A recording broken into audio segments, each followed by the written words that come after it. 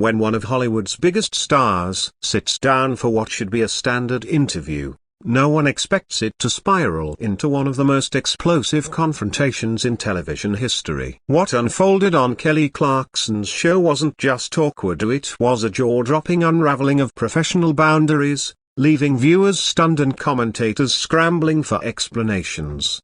Tom Cruise arrived at Studios 6B that morning, prepared for yet another promotional appearance. He was a seasoned pro, decades in the business, countless interviews under his belt, and media training polished to perfection. The topic, his latest high-octane film, a project that had already electrified global audiences. Everything seemed lined up for a routine press stop.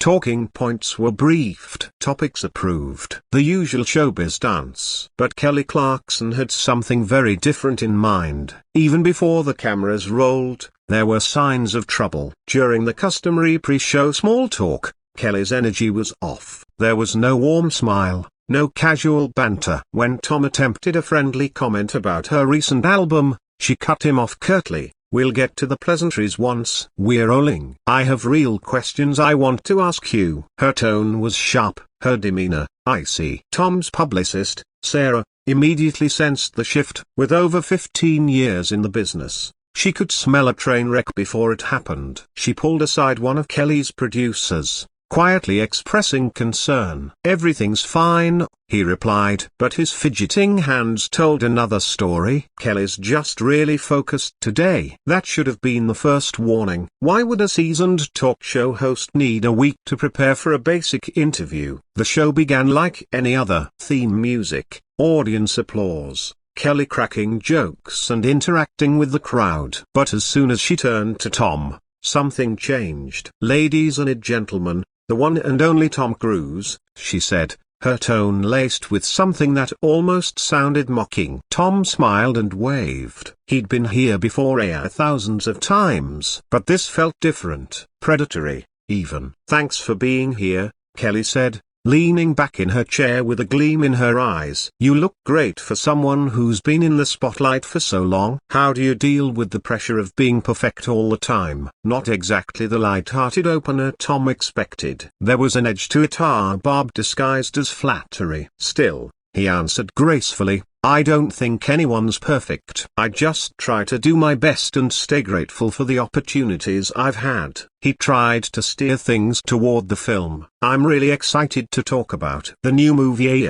But Kelly wasn't having it. "Oh, we'll get to the movie," she interrupted. "First, I want to talk about something a lot of people have been wondering. Your personal life has been very public, and I'm curious how you handle criticism, especially regarding your beliefs." The audience fell silent. Tom held his composure, but inside, red flags were going off. "I've always believed people are entitled to their opinions," he said calmly. "I focus on my work and try not to let outside noise affect what I do." "Outside noise," Kelly repeated, her tone thick with skepticism. "Interesting way to put it. Some people would say your involvement with certain organizations has been more than personal, it's been damaging to your career and to others." Sarah, Tom's publicist, was on her feet now, trying to catch the producer's eye. But the cameras were rolling. There was no stopping this. "I came here to talk about my work," Tom replied,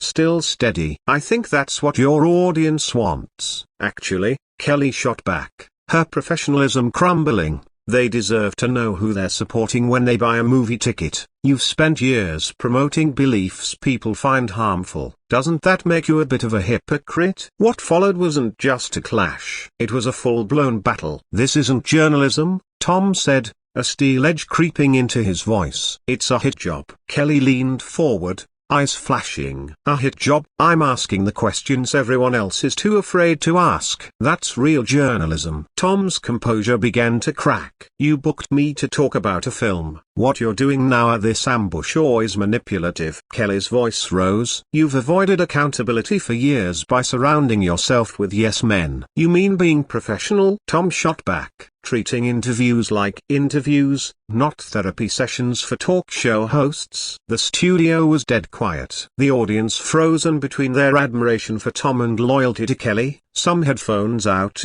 already recording. Kelly kept pushing. You expect people to just nod along while you promote your latest vanity project. Tom stood up. The chair scraped loudly. The silence that followed was deafening. I've worked with the best in this business for decades, he said, voice unwavering, and I've never been treated with the disrespect you've shown me today. Kelly stood too. Spare me the wounded artist routine. You do your own stunts, smile for the cameras, and expect everyone to worship you. Well, some of us see through it. Tom's famous composure broke. I faced tough interviews, he said. But this isn't tough. This is character assassination. Kelly wasn't backing down. What about the people harmed by your organization? The ones too afraid to speak. What organization, Kelly? Tom asked, visibly frustrated. You're spouting accusations with no context, no evidence. You're damaging your credibility, not mine. Her voice cracked. Everyone in the industry knows. They're just afraid of your lawyers. Tom's eyes narrowed. Are you threatening me? I'm stating facts,